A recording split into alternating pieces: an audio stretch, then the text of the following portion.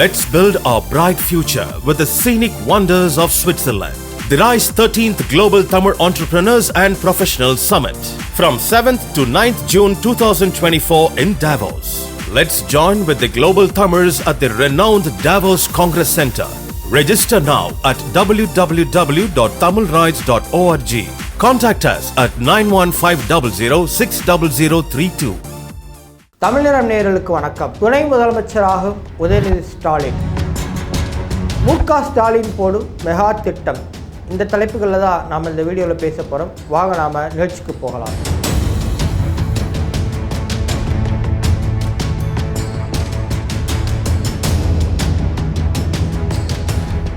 வர ஜனவரி மாதம் 21ஆம் தேதி சேலம் மாவட்டத்தில் திமுகவின் மாநில இளைஞரணி மாநாடு நடைபெற இருக்கிறது.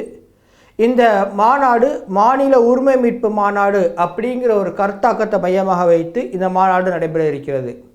இந்த மாநாடு முடிந்த பிறகு உதயநிதி ஸ்டாலின் அவர்கள் துணை முதலமைச்சராக தேர்ந்தெடுக்கப்படலாம் அப்படிங்கிற செய்தி கடந்த சில நாட்களாக ஊடகங்களிலும் சமூக வலைதளங்களிலும் தொடர்ச்சியாக பரவி கொண்டிருக்கிறது. இந்த செய்தியை மையமாக வைத்து செய்தியாளர்கள் எல்லாரும் திரு உதயநிதி ஸ்டாலினிடம் ஒரு கேள்வி கேட்குறாங்க, நீங்கள் துணை முதலமைச்சராக ஆக போகிறீங்களா அப்படின்னு. அதற்கு முதலாக பதிலளித்த உதயநிதி ஸ்டாலின் அவர்கள், துணை முதலமைச்சர் ஆகிறதுல என்னோட கையில் இல்லைங்க, அதெல்லாம் மு.க. ஸ்டாலின் அவர்களிடம், அதாவது முதலமைச்சரான திரு மு.க. ஸ்டாலின் அவர்கிட்ட தான் நீங்கள் இந்த கேள்வியை கேட்கணும், அவர் தான் அதுக்கு பதில் சொல்லணும் அப்படின்னு சொல்லிட்டு முதல் தடவை பதிலளித்தார்.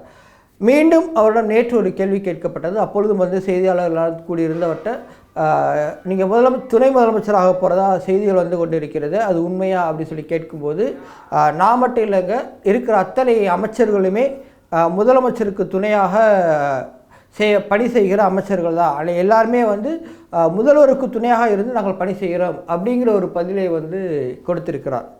இது இப்படி இருக்க, இது குறித்தான ஒரு விவாதம் சமூக வலைதளங்களிலும் இன்னும் பல ஊடகங்களிலும் தொடர்ச்சியாக நடைபெற்று கொண்டிருக்கிறது. ஸோ இந்த விவகாரம் குறித்து பேசியிருக்கிற, கருத்து சொல்லியிருக்கிற ஒரு சில மூத்த பத்திரிகையாளர்கள், அரசியல் விமர்சகர்கள் என்ன சொல்கிறாங்க அப்படின்னா, இந்த முடிவு ஒரு தவறான முடிவு அப்படி சொல்லிட்டு கருத்து சொல்லியிருக்கிறாங்க. அதாவது உதயநிதி ஸ்டாலின் அவர்கள் அவர்களை இப்பொழுதே துணை முதலமைச்சர் ஆக்க வேண்டிய அவசியம் இல்லை அப்படி. அது மட்டும் இல்லாமல் அதையும் தாண்டி ஒரு சிலர் என்ன கருத்து சொல்கிறாங்க அப்படின்னா, ஏன் டிஆர்பி ராஜாவை துணை முதலமைச்சர் ஆக்கக்கூடாதா, இல்லைனா வேற ஒருத்தர் துணை முதலமைச்சர் ஆக்கக்கூடாதா, உதயநிதி ஸ்டாலினே தான் நீங்கள் துணை முதலமைச்சர் ஆக்கணுமா இது போன்ற பல கேள்விகளை எழுப்பி இருக்கிறாங்க.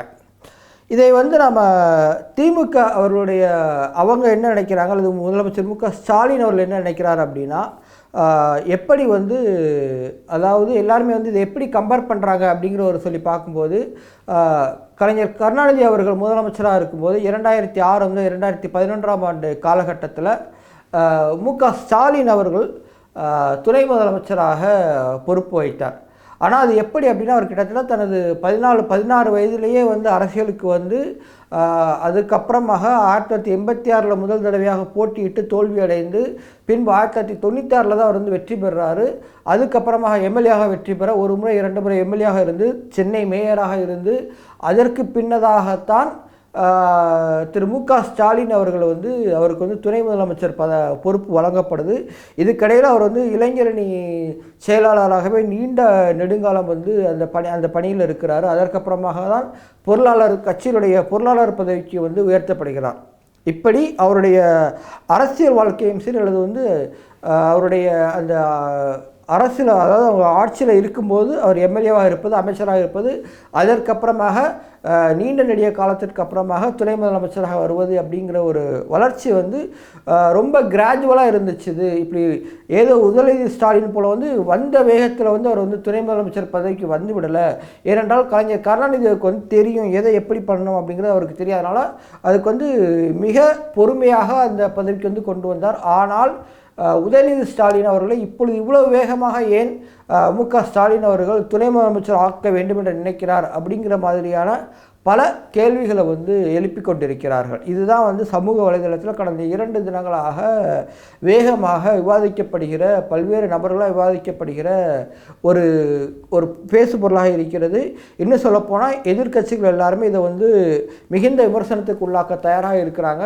எப்பொழுது வந்து அதிகாரப்பூர்வ அறிவிப்பு வெளிவருகிறதோ அதிலிருந்து கன்ஃபார்மாக அடுத்து நாடாளுமன்ற தேர்தல் வரைக்கும் குடும்ப ஆட்சி, திமுகனாலே குடும்ப ஆட்சி தான், வாரிசு அரசியல் தான், அதை மீண்டும் ஒரு முறை திமுக நிரூபித்து இருக்கிறது அப்படிங்கிறத தொடர்ச்சியாக சொல்லிக்கிட்டே வருவாங்க. இது வந்து திமுக தரப்பில் இருக்கிறவங்க என்ன சொல்கிறாங்க அப்படின்னா, எப்பொழுது வந்து உதயநிதி ஸ்டாலின் அவர்கள் எம்எல்ஏவாக தேர்ந்தெடுக்கப்பட்டாரோ அப்பொழுதே அவர் வந்து அடுத்து அமைச்சர், துணை முதலமைச்சர் அப்படிங்கிறத உறுதி செய்தாகிவிட்டது. இப்பொழுது கொடுப்பதே கூட வந்து ரொம்ப தாமதம் தான். அவர் வந்து அமைச்சரான பொழுதே அவருக்கு வந்து துணை முதலமைச்சர் பதவி கொடுத்துருக்கணும். இன்னும் சொல்லப்போனால் ஒரு சிலர் என்ன சொன்னாங்க அப்படின்னா, அவர் எப்பொழுது வந்து எம்எல்ஏவாக 2021ஆம் ஆண்டு பதவியேற்றார் அப்பொழுதே அவருக்கு வந்து அமைச்சர் பதவி கொடுத்துருக்கணும், அதில் இருந்து ஒரு 2 ஆண்டு கழித்து துணை முதலமைச்சர் பதவியும் கொடுத்துருக்கணும் அப்படிங்கிற மாதிரியான கருத்துக்களை திமுகவை சார்ந்த திமுக நல விரும்பிகள், அது திமுகவுக்கு ஆதரவாக இருக்கக்கூடியவர்கள் எல்லாருமே அவங்க அந்த பார்வையிலிருந்து அந்த கருத்தை தெரிவித்து கொண்டு வருகிறார்கள். ஆனால் எது எப்படியோ துணை முதலமைச்சராக ஒருவரை நியமிப்பது, தேர்வு செய்வது அப்படிங்கிறது முழுக்க முழுக்க முதலமைச்சர் அவர்களுடைய தனிப்பட்ட அதிகாரத்திற்கு உட்பட்டது. இதை வந்து மற்றவர்கள் வந்து விமர்சனம் செய்யலாம், கேள்வி கேட்கலாம், ஆனால் அதை வந்து யாராலும் என்ன செய்ய முடியாது. இது முழுக்க முழுக்க அந்த முதலமைச்சரின் தனிப்பட்ட அதிகார வரம்பிற்கு உட்பட்டது. இப்படிப்பட்ட இந்த சூழ்நிலையில் இந்த ஒருவேளை உதயநிதி ஸ்டாலின் அவர்கள் துணை முதலமைச்சராக பொறுப்பு வழங்கப்படும் பட்சத்தில் அது வந்து இந்த தேர்தலில் எதிரொலிக்குமா, தேர்தல் முடிவுகளில் திமுகவிற்கு சாதகமாக அமையுமா அல்லது வந்து பாதகமாக அமையுமா அப்படிங்கிற கேள்வி வந்து எழுகிற பட்சத்தில் திரு மு.க. ஸ்டாலின் அவர்கள் தன்னுடைய காய்களை வந்து மிக சாமர்த்தியமாக நடத்தி கொண்டிருக்கிறார். குறிப்பாக 2018ஆம் ஆண்டுக்கு பிறகு அவர் வந்து அரசியலில் மிகவும் முதிர்ச்சியுற்ற ஒரு நிலையில் வந்து மிக ஒரு முதிர்ச்சியான பல நகர்வுகளை வந்து நகர்த்தி கொண்டு போய் கொண்டிருக்கிறார். அதன் அடிப்படையில் தான் 2019ஆம் ஆண்டு அவருக்கு கிடைத்த நாடாளுமன்ற தேர்தல் வெற்றி, 2021ஆம் ஆண்டு அவருக்கு கிடைத்த நாடாளுமன்ற தேர்தல் வெற்றி, நகர்ப்புற உள்ளாட்சி தேர்தலில் அவருக்கு கிடைத்த வெற்றி, இன்னும் உள்ளாட்சி தேர்தலில் அவருக்கு அதிமுக ஆட்சியில் இருக்கும்போது நடைபெற்ற உள்ளாட்சி தேர்தலே ஒரு மிகப்பெரிய வெற்றி கிடைத்தது. கடந்த அந்த 2018ஆம் ஆண்டிலிருந்து மிக சாதுரியமாக தனது அரசியல் நகர்வுகளையும் வியூகங்களையும் வகுத்து கொண்டிருக்கிறார். அது மட்டும் இல்லை, தன்னுடைய அரசியல் கூட்டணி கணக்கை வந்து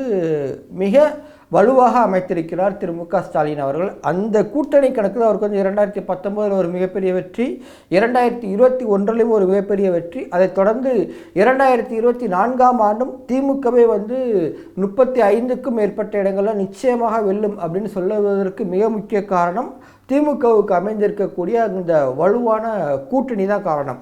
ஸோ இந்த அடிப்படையில் பார்க்கும்போது உதயநிதி ஸ்டாலின் அவர்களை இப்பொழுது துணை முதலமைச்சர் ஆக்குவதால் கட்சிக்கோ ஆட்சிக்கோ வந்து எந்த பின்னடைவும் ஏற்படாது அப்படின்னு சொல்லி உளவுத்துறை அதிகாரிகள்லாம் அந்த ரிப்போர்ட்டை கொடுத்ததுக்கு அப்புறமா தான் இந்த முடிவை ஸ்டாலின் எடுத்திருப்பதற்கு வாய்ப்பு இருப்பதாக பலர் வந்து தங்களுடைய கருத்துக்களாக தெரிவித்திருக்கிறாங்க.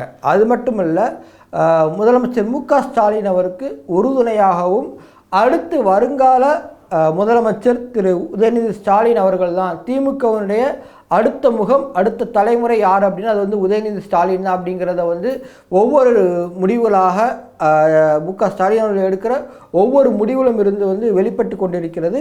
இவர் துணை முதலமைச்சராக முன்னிறுத்தப்படும் பட்சத்தில், துணை முதலமைச்சராக பொறுப்பு வழங்கப்படும் பட்சத்தில் அது வந்து நிச்சயமாக தன்னுடைய அடுத்த அரசியல் வாரிசு வந்து உதயநிதி ஸ்டாலின் அவர்கள் தான் அப்படிங்கிறது தெள்ள தெளிவாக தெரிந்துவிடும். அது மட்டும் இல்லை, எல்லாருமே வந்து கலைஞர் கருணாநிதி அவர்களை வந்து ஒப்பிட்டு பேசும்போது அவர் வந்து மு.க. ஸ்டாலின் அவர்களுக்கு இவ்வளவு சீக்கிரத்தில் ஒன்று இந்த பதவியை கொடுத்துடலையே, துணை முதலமைச்சர் பதவியை கொடுத்துடலையே அப்படின்னு சொல்லும்போது அவங்க எல்லாருமே மிக தெரிந்தோ அல்லது தெரியாமலேயோ வந்து ஒரு சில விஷயங்களை மறந்துடுறாங்க. அந்த விஷயம் என்ன அப்படின்னா, திரு மு.க. ஸ்டாலின் அவர்களுக்கு அந்த அந்த துணை முதலமைச்சர் பதவிக்கான போட்டி என்பது ரொம்ப சாதாரணமாக இருக்கல. இப்பொழுது வந்து இன்னும் சொல்லப்போனால் திரு மு.க. ஸ்டாலின் அவருக்கு அரசியல் ரீதியாக எதிர்க்கட்சிகளிலும் பெரிய வலுவான ஒரு எதிர்க்கட்சி இல்லை, அதே போல் தன்னுடைய கட்சிக்குள்ளேயும் ஒரு பெரிய எதிர்ப்பு வந்து அவருக்கு இப்போதைக்கு இல்லை. ஆனால் அவர் வந்து ஒரு சாதாரண ஒரு அமைச்சராக, எம்எல்ஏவாக அல்லது வந்து ஒரு இளைஞரணி செயலாளராக இருக்கும்போது கலைஞருடைய குடும்பத்தை அறிந்தவர்களுக்கெல்லாம் நல்லா தெரியும், அரசியல் தெரிந்தவர்களுக்கு எல்லாருமே நல்லா தெரியும். அவர் வந்து இந்த பதவியை வந்து மிக போராடி மிக கடினமாக உழைத்து அந்த பதவிக்கு வந்திருக்கிறார். அப்பொழுது வந்து அவருக்கு வந்து போட்டி வந்து நிறையா இருந்தது. வெளிப்படையாக சொல்லணும் அப்படின்னா அவர் குடும்ப உறுப்பினர்கள் பலருமே அவர் உடன் பிறந்தவர்கள் அல்லது வந்து உறவினர்கள் ஒரு சிலருமே கூட வந்து இவருடைய அந்த துணை முதலமைச்சர் பதவி ஆவதற்கு முன்னாடி தடங்களாக இருந்தாங்க. அதற்கப்புறம் வந்து பல்வேறு சிக்கல்கள் அவருக்கு வந்து திரு மு.க. ஸ்டாலின் அவர்களுக்கு வந்து இருந்தது. இன்னது வந்து அரசியலை உன்னிப்பாக கவனிக்கிற பலருக்கு வந்து இந்த விஷயம் எல்லாமே தெரிஞ்சிருக்கும். ஆனால் இப்பொழுது அப்படிப்பட்ட ஒரு சூழல் இல்லை. அது மட்டும் இல்லை, நான் தான் வந்து ரொம்ப கஷ்டப்பட்டு ரொம்ப நீண்ட நெடிய காலம் காத்திருந்து இந்த இடத்துக்கு வந்தேன். உதயநிதி ஸ்டாலின் அவர்கள் அப்படி வர வேண்டிய அவசியம் இல்லை அப்படின்னு சொல்லிட்டு திரு மு.க. ஸ்டாலின் அவர்கள் நினைப்பதாகவும் சொல்லப்படுகிறது. இதையெல்லாம் தாண்டி ஒன்று என்ன நம்ம பார்க்கணும் அப்படின்னா, திரு மு.க. ஸ்டாலின் அவர்கள் வந்து ரொம்ப இளம் வயதிலே தன்னுடைய திருமணத்துக்கு முன்னதாகவே பொது வாழ்வுக்கு வந்து அரசியலுக்கு வந்துட்டார். ஆனால் உதயநிதி ஸ்டாலின் அவர்கள் அப்படி வெளிப்படையாக வரவில்லை. அவர் சொல்லியிருக்க ஒரு சில இடத்துல சொல்லியிருக்கிறார், நான் வந்து எங்களுடைய அப்பாவுக்கு வந்து நான் காலேஜ் படிக்கும்போது அல்லது காலேஜ் முடித்த புதுசில் இருக்கும்போதே அந்த டைம்லேயே வந்து நான் அவருடைய தேர்தல் பணிக்காக வாக்கு கேட்பதற்காக பிரச்சாரத்திற்காக போயிருக்கிறேன் அப்படிங்கிறதெல்லாம் திரு உதயநிதி ஸ்டாலின் அவர்கள் பொது மேடையில் பகிர்ந்திருக்கிறார். ஆனால் அதிகாரப்பூர்வமாக அவர் அரசியலுக்கு வந்தது கடந்த 2018 ஆண்டுக்கு பிறகுதான். அப்படிப்பட்ட அந்த சூழ்நிலை அப்பொழுது அவர் வரும்போதே அவருக்கு வந்து கிட்டத்தட்ட ஒரு 40-45 வயசு ஆயிடுச்சு. அப்போ தான் வந்து முதல் முறையாக அவர் அரசியலுக்கு வர்றார். இது வந்து இவர் கிட்டத்தட்ட ஒரு தனது 11 வயதில் இருக்கும்போதே அரசியலுக்கு வந்த திரு மு.க. ஸ்டாலின் அவர்கள். ஆனால் 40 வயதுக்கு அப்புறமாக 45 வயதில் அரசியலுக்கு வருகிற திரு உதயநிதி ஸ்டாலின் அவர்கள். எல்லாரும் சொல்கிற மாதிரி எப்படி வந்து திரு மு.க. ஸ்டாலின் அவர்கள் ஒரு மிகுந்த அனுபவத்திற்கு பிறகு நீண்ட ஆண்டுகால அனுபவங்களுக்கு பிறகு இவர் இந்த இடத்துக்கு வந்தார், அதே போலவே வந்து திரு உதயநிதி ஸ்டாலின் அவர்களும் வரணும் அப்படின்னு சொன்னாங்க. அப்படின்னா இதற்கு வந்து இன்னும் அடுத்து வந்து 20-30 ஆண்டுகள் கூட ஆகலாம். அதாவது நீங்கள் திரு மு.க. ஸ்டாலின் அவர்களைப் போலவே திரு உதயநிதி ஸ்டாலின் அவர்களும் நீண்ட அரசியல் அனுபவம் பெற்றதுக்கு அப்புறமாக துணை முதலமைச்சர் பதவியை கொடுக்கணும் அப்படின்னு சொல்கிற விமர்சனம் வைக்கிறவங்களுடைய பார்வையிலிருந்து பார்த்தோம் அப்படின்னா இது வந்து அடுத்த முறை ஒருவேளை 2026 ஜெயிச்சா அடுத்த முறை இல்லை, அதற்கு அடுத்த முறை அடுத்து எப்பொழுது ஜெயிக்கிறார்களோ அப்பொழுதுதான் திரு உதயநிதி ஸ்டாலின் அவருக்கு துணை முதலமைச்சர் பதவியை கொடுக்கணும் அப்படிங்கிற ஒரு பாயிண்ட் ஆஃப் வியூலேருந்து பலர் வந்து கருத்து தெரிவிச்சிருக்கிறாங்க. ஆனால் அது வந்து நடைமுறை சாத்தியத்தில் எளிதாகுமா அப்படிங்கிறது வந்து மிகப்பெரிய கேள்விக்குறி. ஏன் அப்படின்னா திமுகவுக்கு இப்பொழுதுதான் எதிர்ப்பு என்பது விமர்சனங்கள் வந்து மிக குறைவாக இருக்கிறது. அரசியல் ரீதியாகவும் அவருக்கு வந்து அவர்களுக்கு எதிரன்னு அரசியல் செய்வதற்கு வலுவான எதிர்க்கட்சி இல்லை. என்னதான் வந்து எடப்பாடி பழனிசாமி இருந்தாலும் கூட அவரால் வந்து ஒரு தேர்தல் வெற்றியை ஆட்சி அமைப்பதற்கு கூறியான ஒரு அசுர பலத்தோடு ஒரு வெற்றியை அவரால் பெற முடியுமா, அதற்கான கூட்டணியை கட்டமைக்க முடியுமா, அல்லது வந்து தன்னுடைய கட்சியில் சிதறண்டு இருக்கிற தன்னுடைய கட்சியை ஒருங்கிணைத்து வழிநடத்தி செல்ல முடியுமா அப்படிங்கிற எல்லா கேள்விக்குமே நம்ம கேள்வி கேட்டோம் அப்படின்னா திரு எடப்பாடி பழனிசாமி அவரால் தற்போது நிச்சயமாக இயலாது அப்படிங்கிற ஒரு சூழ்நிலை தான் இருக்குது. இன்னும் அதற்கடுத்து தன்னைத்தானே வந்து நாங்கள் தான் வந்து எதிர்க்கட்சி சொல்லி கொண்டிருக்கக்கூடிய திரு சீமான் அவர்களாக இருக்கட்டும் அல்லது வந்து அண்ணாமலை அவர்களாக இருக்கட்டும் அவர்கள் எல்லாருமே தனித்து நின்று அரசியல் செய்து இதுவரைக்கும் தமிழ்நாட்டு மக்கள்கிட்ட நாங்கள் உங்களுக்காக இருக்கிறோம் என்று சொல்லி தங்களை நிரூபித்து கொள்ளவில்லை. இன்னும் சொல்ல போனால் அவர்கள் வந்து இப்பொழுது இருக்கக்கூடிய அந்த 4 எம்எல்ஏக்கள் பாஜக இருக்கக்கூடிய அந்த 4 எம்எல்ஏக்கள் கூட அதிமுகவின் தயவினால் அதிமுகவில் கூட்டணி வைத்து போட்டியிட்டதால் கிடைத்த எம்எல்ஏக்கள் தான். இப்போ 2024 தேர்தலில் தனித்து நின்று போட்டியிட்டு அவர்கள் எத்தனை இடங்கள் வெல்ல போகிறார்கள், எம்பி தேர்தல் அல்லது 2026 ஒருவேளை தனித்திருந்து போட்டிட்டாங்கன்னா அப்பொழுது ஏதாவது ஒரு இடமாவது வெற்றி பெறுகிறார்களா அப்படிங்கிற எல்லா கேள்விக்கும் எதிர்காலத்தில் தான் நமக்கு விடை கிடைக்கும். இப்பொழுது வந்து இப்பொழுது இருக்கிற ஒரு சூழ்நிலையில் அவர் வந்து நிச்சயமாக ஒரு வலுவான எதிர்க்கட்சியாக இல்லை. அதே போல தான் நாம் தமிழர் திரு சீமான் அவர்களும் இப்பொழுது வரைக்கும் ஒரு எம்எல்ஏ கூட அவர்களுக்கு இல்லை. இப்படிங்கிற சூழ்நிலையில் திரு மு.க. ஸ்டாலின் அவருடைய கணக்கு பிரகாரம் அரசியல் ரீதியாக திமுகவிற்கு பெரிய அளவில் எந்த எதிரிகளும் இல்லை அப்படிங்கிற இப்போ இந்த சூழ்நிலை இப்பொழுதே இவரை வந்து நாம் துணை முதலமைச்சர் ஆக்கிவிட்டோம் அப்படின்னா எதிர்காலத்தில் பெரிய அளவில் பிரச்சனை இருக்காது. இது வந்து மக்களும் தொண்டர்கள் நிச்சயமாக ஏற்றுக்கொள்வார்கள். கட்சியில் இருக்கக்கூடிய மூத்த நிர்வாகிகள் ஏற்கனவே அதற்கு சம்மதம் தெரிவித்து விட்டார்கள். திரு துரைமுருகன் அவர்களாக இருக்கலாம் அல்லது திரு கே நேரு அவர்களாக இருக்கலாம் அல்லது பொன்முடி அவர்களாக இருக்கலாம், டிஆர் பாலு அவர்களாக இருக்கலாம், எல்லாருமே வந்து ஏற்கனவே வந்து இதற்கு வந்து இசைவு தெரிவித்து விட்டார்கள். நிச்சயமாக அடுத்த முதலமைச்சரே எங்கள் திரு உதயநிதி ஸ்டாலின் அவர்கள் தான் முதலமைச்சராக இருப்பார் அப்படிங்கிறத இந்த மூத்த அமைச்சர்கள் எல்லாருமே சொல்லிவிட்டார்கள். இன்னும் கழக நிர்வாகிகள் ஏற்றுக்கொண்ட பின்பு பொதுமக்களும் இதை வந்து ஏற்றுக்கொள்வார்கள் அப்படிங்கிற ஒரு எதிர்பார்ப்போட திரு மு.க. ஸ்டாலின் அவர்கள் வந்து ஒரு மெகா திட்டத்தை வகுத்து இந்த மூவை வந்து இப்பொழுது செய்ய இருப்பதாக நமக்கு வந்து தகவல்கள் வந்து கிடைத்திருக்கின்றன. இது எப்படி நடக்குதா இல்லை நடக்காமல் போகுதா அப்படிங்கிறத பொறுத்திருந்து பார்க்கலாம். வேறொரு தலைப்பில் வேறொரு நாள் உங்களை சந்திக்கும் வரை உங்களது விடைபெறுகிறேன். நன்றி, வணக்கம்.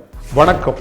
உலகின் அழகான நாடு, வளமையான நாடு, ஐரோப்பிய நிலப்பரப்பின் வாய்ப்புகளுக்கு வாயில் திறக்கும் நாடு சுவிட்சர்லாந்து டாவோஸ் நகரில் வல்லமைமிக்க உலகின் தலைவர்கள் ஆண்டுதோறும் ஒன்று கூடும் வேர்ல்ட் எக்கனாமிக் ஃபோரம் அரங்கில் தி ரைஸ் அமைப்பினுடைய 13வது உலக மாநாடு நடக்கிறது. 40 நாடுகளின் வெற்றி தமிழர்கள் வருகிறார்கள். அவர்களோடு இணைவோம், வாருங்கள், நாம் சந்திக்கலாம் டாவோஸ் நகரில். நன்றி, வணக்கம்.